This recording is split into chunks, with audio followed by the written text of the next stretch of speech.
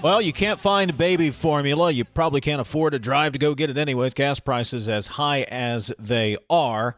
Here to talk about that and more, we bring in 3rd District Congresswoman Carol Miller. Good morning.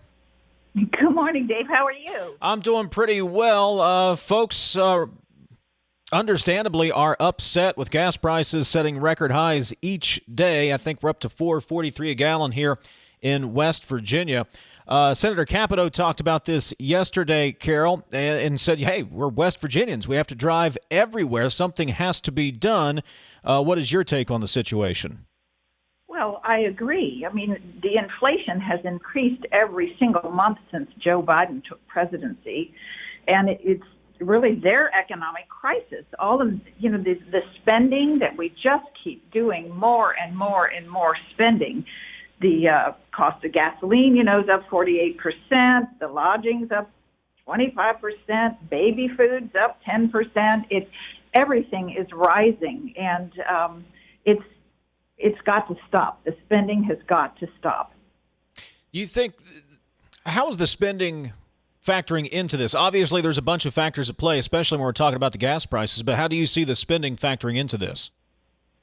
Well, because we just keep spending money that we don't have. And there are so many different reasons, different factors that have contributed to so many things. And particularly when the government just kept printing checks for people to stay at home and not go to work, which was part of the problem with the baby formula. When you don't have enough workers doing what they need to do, it just leads into supply chain shortages and, try and buy a 2x4 or whatever. You realize if you're building a house or remodeling, the prices have gone up because it's difficult to get what you need.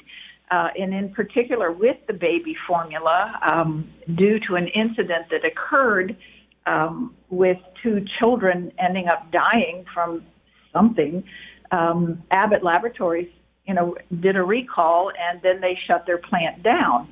And, nothing really happened for a couple months.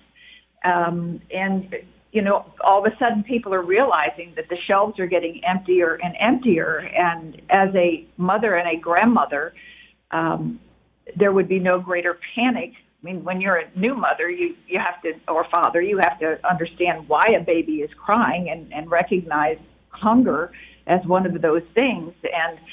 And as a nursing mother, I still tried to have the backup of having formula in the event I wasn't home for some reason.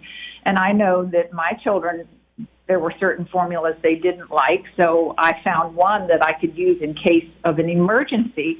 But for those mothers that do need formula all the time, I mean, you do panic, and they, according to what I've read, roughly 67% of the babies are fed through formula, by the age of 3 months. So particularly those mothers that are going back to work and the rest. But when you cannot feed your child, that's the most basic problem you could possibly have. And the government just did not step up to do what they should have done. And as a result, we're sending a letter. I sent a letter with several Congress people, even I think it was the 11th, saying, come on, you need to do something to make this happen.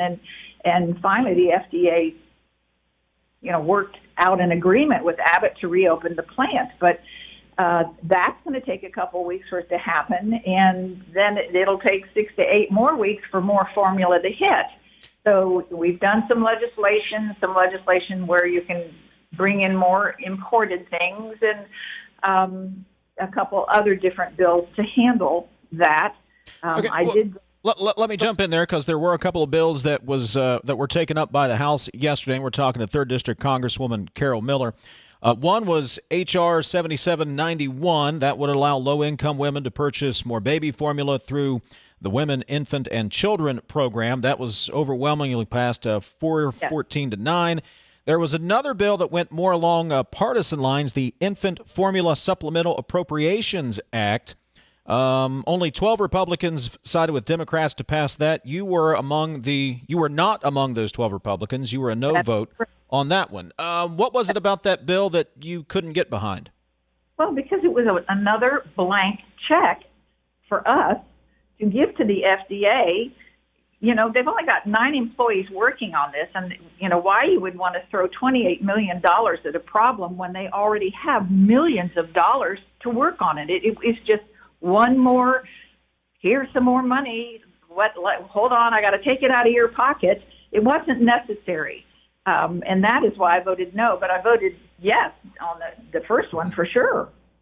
Yeah, that's the WIC program that that helps the low-income women purchase more baby formula. What would have made you? Is there anything that would have made you more comfortable with the Supplemental Appropriations Act, there, the Infant Formula Supplemental Appropriations Act? More accountability built into that? Is there anything that could have swayed you? Precisely. They need to have a plan.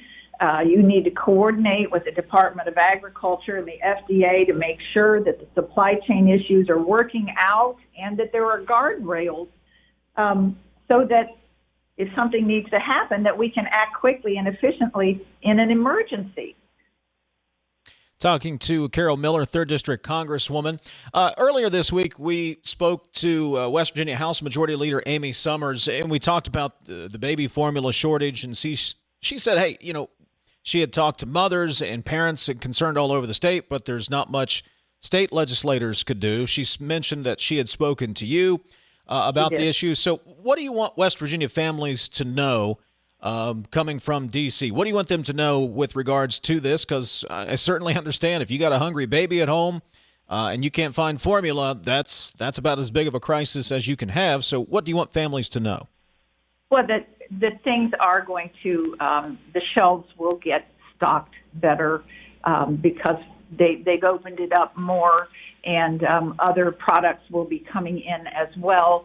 But they need to know that we are also watching out to make sure what is done, that those guardrails are here, and that it's sort of like having the left hand and right hand working together. You've got to make sure that there are eyeballs on what needs to be done. You just don't throw money at something and go, well, I hope they fix it.